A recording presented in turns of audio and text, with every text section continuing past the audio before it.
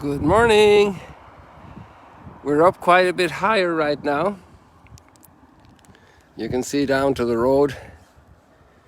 I had 2 or 3 different thoughts, plans, options this morning.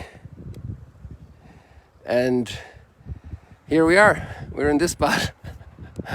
There you can see Magdala and Migdal and the mountains of Lebanon. We're actually visiting the home of somebody up there behind the mountains this morning. And then you can see Mount Hermon in its brilliance and clarity in the center of the screen there, behind the Mount of Beatitudes, which is also in focus, directly lined up. Look at Mount Hermon. Not yet snow covered. And then we're looking right across here very clearly to Syria. That little peak there behind the Golden Heights is inside present-day Syrian border. And then we look south here, and we have greater clarity than I had the other day. And behind Tiberias you can see a ridge, and where that lower light mast is, the electricity post, you can notice there's a division between the two. There's a valley in there between those two ridges. And here the north side is the Golan Heights, and the south side is the country of Jordan. And we're seeing all of this from Israel right now. And here the sunrise is beautifully out, lighting up, delivering a lot of power into our lives and into the whole planet Earth. I had a couple of delays this morning. There are a number of reasons why I ended up here. And one of them was I saw 3 wild boar, pretty big ones. So they have grown a lot. I'm going to try and go up here a little bit, okay? So you can climb with me. And I pulled out the camera, but the problem was I had my walking sticks. And they were about maybe 150 yards away. And they were walking a little bit closer to me, but not much, because they were going up and into a valley. And if I let down the walking sticks, I would have made sufficient noise to have them run away. If I kept the walking sticks, then it was very cumbersome for working the phone. But I took out the phone and opened up. I was going to do a reel.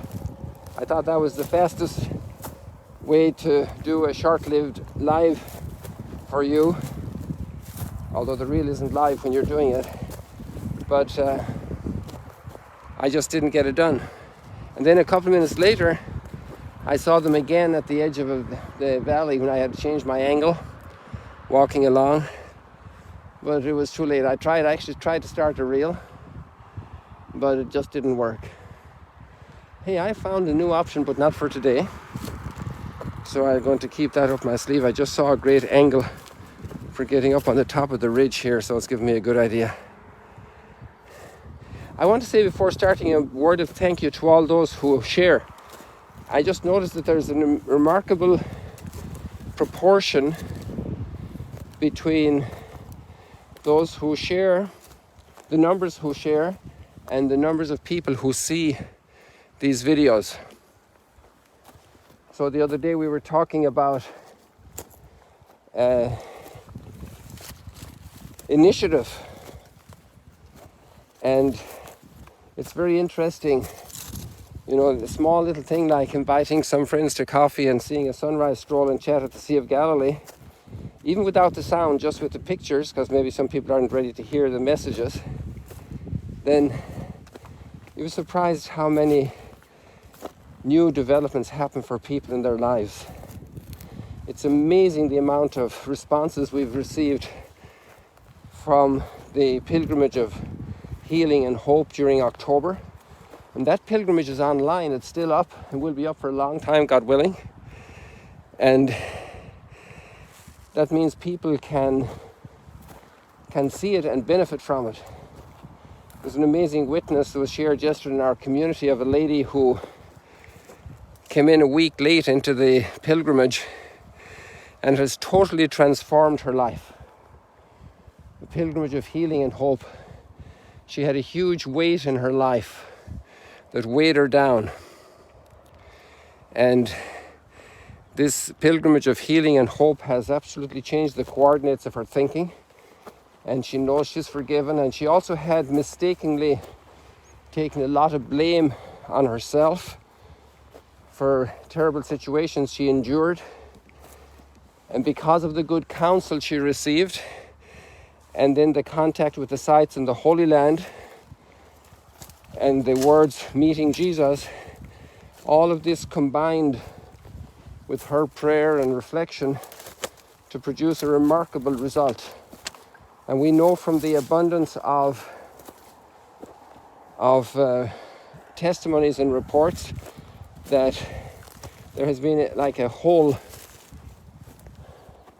river of grace flowing, a huge blessing, tremendous amount of light coming in to light up the darkness. Hey, we're up here, look. I think I'm going to let you in on my secret. I think it's going to be possible for me one day to climb up in that little gap there. It's not too steep, and it would be great to do a sunrise from up there. One of these days, God willing. So today I want to tell you about an amazing widow. Well, actually, I think it's a little bit different. I want to tell you about noticing an amazing widow. Noticing the amazing widow. See, one of the big challenges for us in our lives is we don't notice reality as it is. We have our lens and we see the portion we're looking at. Like right now we could look at Mount Hermon and not realize that there's a sunrise. You know? Or we could look at the sunrise. And so we obviously have certain limitations to our views and what we notice. Like, I think it was the day before yesterday when I was coming back from the sunrise stroll and chat, I noticed an incredible trail of ants that I had walked by without noticing it on the way, because I was probably focused on some technical thing with the transmission, maybe some comment somebody had written that I was able to notice, and I wasn't noticing that I was walking right over an incredible trail of black ants. It's such a straight line, all busy doing their work. It was amazing.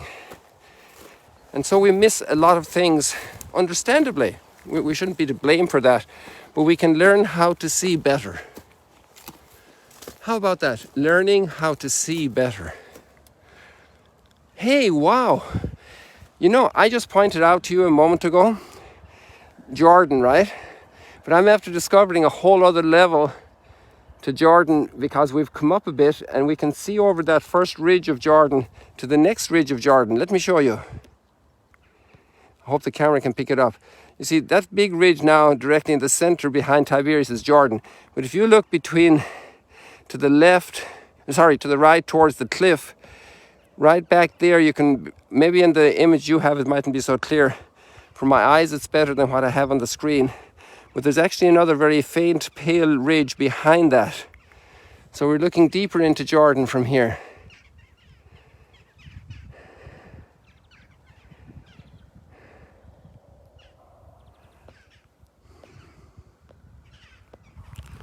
So are you tired from climbing, or we keep going? Have a little bit of extra time in our schedule than we had 2 weeks ago when we didn't have the change to winter time, because now the sun is up here at 6 or shortly afterwards, and before it was around 7.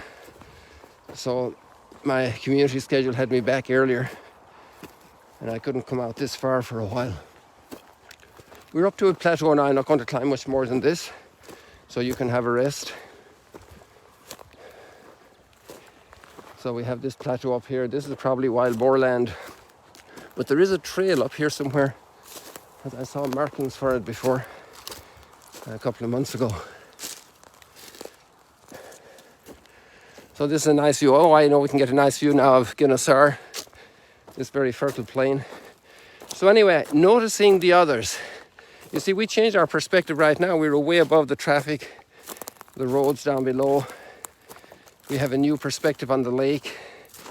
We normally haven't seen Mount Hermon in its splendor this big like we can today because we're up so high.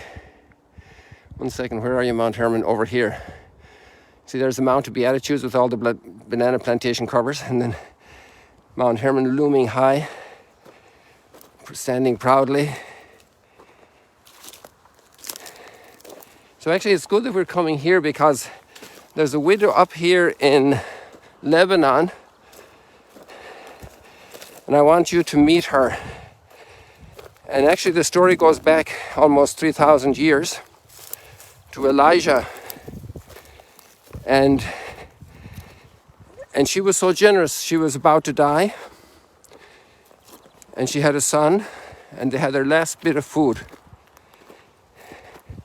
And Elijah said, "Can you give me a piece of bread?" He had just arrived. And that incredible Middle Eastern generosity. You cannot go into a Bedouin tent or any Arab-speaking family, and I imagine the Jewish people as well, but I know it very directly, clearly from many experiences with the Arab-speaking peoples. You cannot go into their home without being lavished with all kinds of hospitality, and it requires a lot of kindness and discretion and skill to turn down this type of generosity. And you remember Abraham, he killed the fatted calf he had Sarah, "Go quick and kill the calf and, and prepare a couple of steaks for these 3 guys that have shown up here, you know." The hospitality, abundant, amazing. And she, in her absolute need, gave the biteful that she wanted for her son and herself before she died. What an incredible generosity. And somebody noticed this generosity, because otherwise we wouldn't know about it today. We're 3,000 years away almost. Elijah is in the time of King Ahab, so maybe in the 9th century and before Christ. And now we're in the 21st century after. And there's this generous widow. So generous, so amazing. And somebody noticed, because it's written down, and we know the story. But especially God noticed. And she was blessed, and her oil jar never ran dry, and her flour bin never ran empty, even though there was a tremendous drought and famine in the land. You know, when Jesus does the 5,000 men and then 15, 20, 25, 30, 35, 40,000 women and children up here, feeding them with the 5 loaves and the 2 fish just here at the foot of the Mount of Beatitudes in Tabqa, then, you know, it's just in continuity with that. It's the revelation. It's like so tangible. And then at the temple, there they are looking, you know, they're probably seeing all the people going in. Maybe some of them are saying, you know, Matthew the tax collector sees these people going in, putting in a lot of money in the temple, and he says, "I could have got a lot of taxes there for the Herodians, for the Romans," you know. But Jesus sees the generosity of the widow. Nobody noticed her. She was irrelevant. She was too small. She was insignificant. She wasn't important. She just, you know, a bit of a nuisance, a pity. She's a pity that she's like she is, you know, a pity her husband died, a pity she's poor. She has nothing to offer. But she gave her whole self. I wonder how many people today in our society, according to us, have nothing to offer.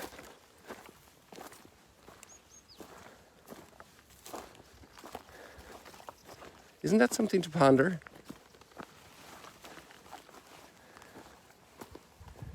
They have nothing to offer. Yeah, I wonder. They have nothing to offer. Yeah. And so we write off so many people in the family. A child, an elderly person, a sick person. They're only a burden. They have nothing to offer. But maybe their generosity is beating us like by leaps and bounds. I still remember my mom in her last months before she passed away from very severe cancer, and the incredible good she did in that time. For the society, she had nothing to offer. She wasn't going to go back to the classroom and teach again for another 20 years, another 40 years. She wasn't going to have more children and raise them. She had nothing to offer. Hold on there. Hold your horses. Hey people, wouldn't that be a beautiful thing today? Look around and see who are the people you've missed, whom you wrote off, whom we write off and say they have nothing to offer, and say, wow, I'm going to treasure that person. I'm going to tell that story. That story needs to be heard. People need to notice. It's just so worthwhile.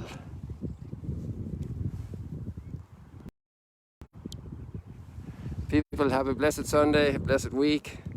The first day of the week, the new creation here in this incredible place, which is called planet Earth, where the sun is rising also over your life today.